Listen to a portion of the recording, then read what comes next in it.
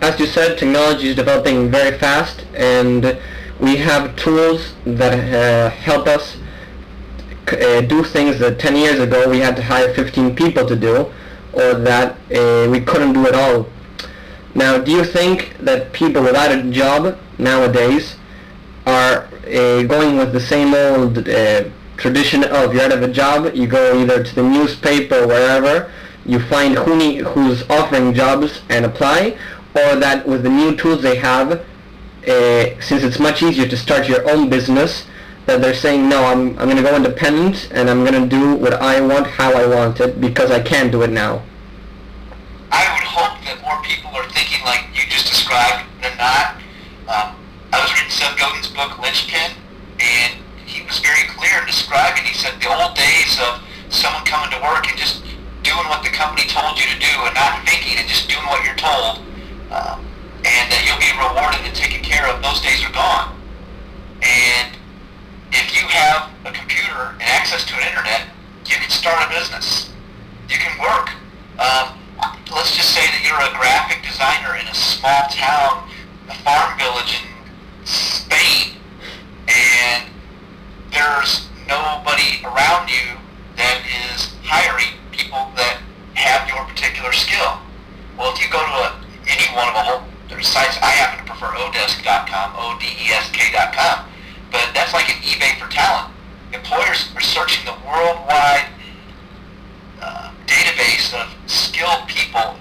Basically, they can do anything except for physically be here. But anyhow, let's just go back to that example of a graphic designer in Spain. He could log onto his computer and put out a portfolio that shows his work, describes his skills, his abilities, his desires, his talents, almost an online resume, if you will, and the work speaks for itself, and then people can say, hey, I will hire you to do my work. And because of the internet, I hire people. I hired someone a few weeks ago to do some logos for a couple of my companies, and he was in Pakistan, and I could send him via email the description of what I wanted, go to sleep, wake up the next morning, and I've got 7 original designs to choose from, and can make comments on how to improve it. It's wonderful. So, someone who, again, back to the example of someone who's a graphic designer in a small village in Spain, they can access worldwide employers without having to leave their home. As Lynchpin said, the old days of doing what you're told may be over, but at the same time, in the U.S., union membership has dropped to record low at 6.9% last year, and it's probably going to keep on falling this year and so forth if the trend continues. How do you think that employee management or employee-employer relations have changed with such a low percentage of unionization? Very good question. And that's a complex issue.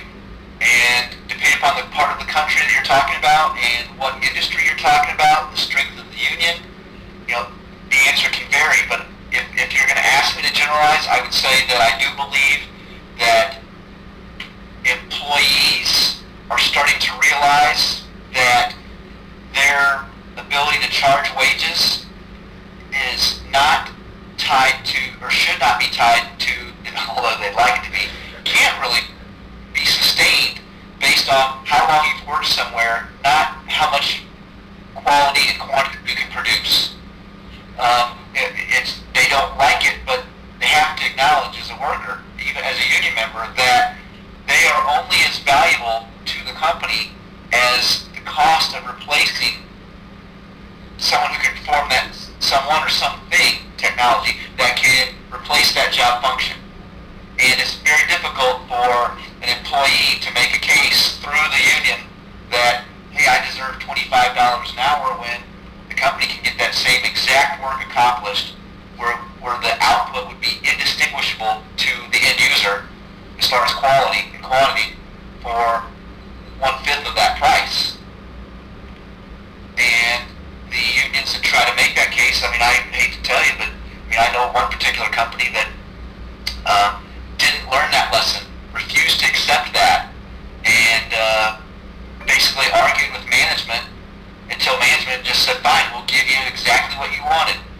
unskilled. They were paying these people, I don't know, 20, 25 bucks an hour for unskilled positions, paying 100% of their family's health care, which in some cases is well over $1,000 a month. And we're talking about unskilled labor here. And the union pushed for demands of raises for people that had been there, and the company just got fed up and said, fine, we'll give you whatever you want. And they did. They signed the agreement. The union cheered and claimed victory. And then very, very soon thereafter, the employees came to work and found out that they had no more jobs, that those jobs were now in Mexico. There was plants in Mexico. And then the employees were standing there holding the bag saying, well, how am I going to get paid that kind of money again? I don't have a college degree, or how am I going to pay for my family's health care? And they're like, that's what and the company basically told them, like, this is what we tried to tell you earlier, but, you guys put yourself in this position. So I think that if that hasn't happened to an individual, that individual typically knows somebody that something like that has happened to. So I think that is affecting, I think that's affecting how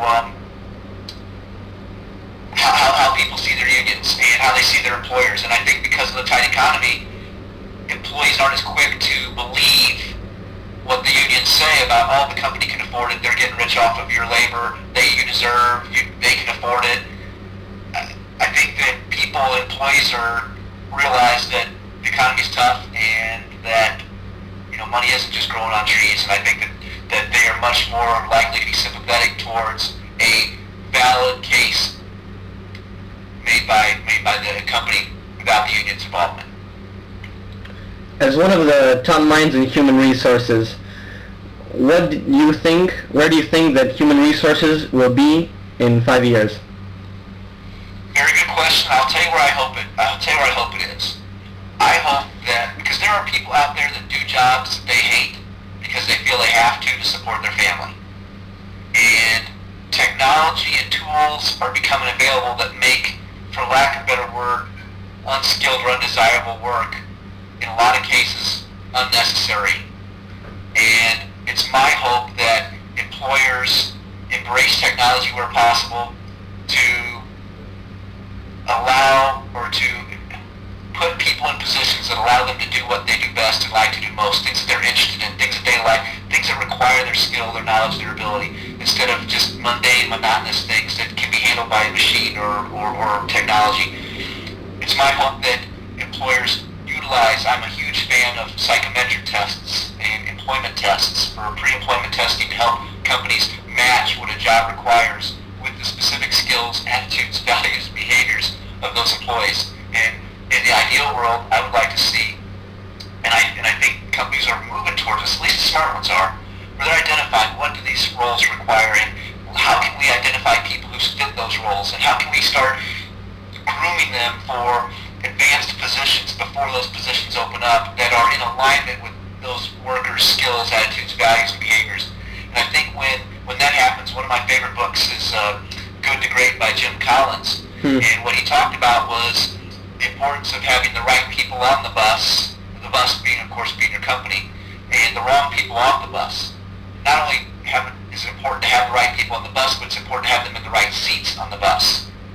And tools and technology are available, again, like I said, with the employment tests and whatnot, so employers can be very specific in identifying what jobs require and how do people match that. And if the companies can master that, then 5 years from now, I can see people being in positions that they like, that they're engaged in, that they are actually able to contribute more value in, and don't really feel compelled to just go to work and do a job that they hate because they need to pay the bills. That's, in 5 years, I would hope that the trends towards technology replacing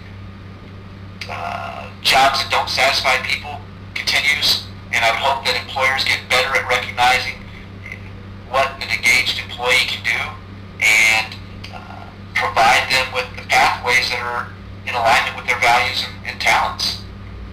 That's what I'd like to see in 5 years, and I think it's possible. Definitely. Maybe not even 5 years. Some people are doing that now. Thank you very much, Mason. It's been a huge honor and pleasure.